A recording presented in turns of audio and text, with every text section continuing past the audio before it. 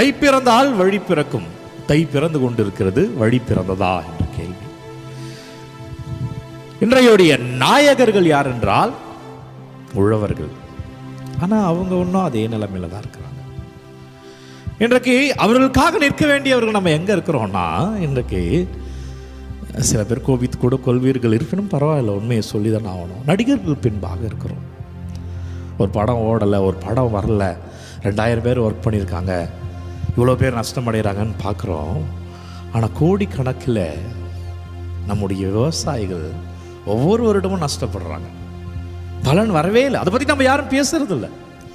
ஆனால் ஒரு நடிகர் வரல, ஒரு படம் வரல, 2 படம் பிரச்சனை ஆயிடுச்சு இல்லைங்களா சமீபத்தில், அதில் பற்றி தான் பேசிக்கிட்டே இருக்கிறோம்.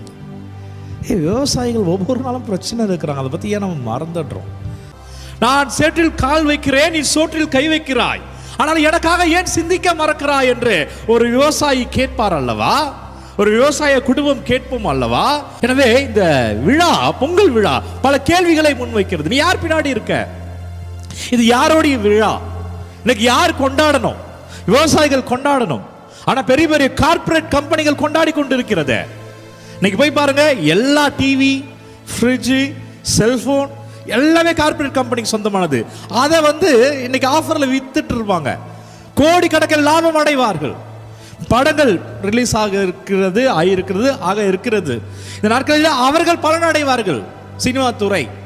ஆனால் ஏழைகள், விவசாயிகள், நான் உண்கிறோமே, அந்த உணவுக்கு காரணமானவர்கள் எங்க இருக்கிறாங்க?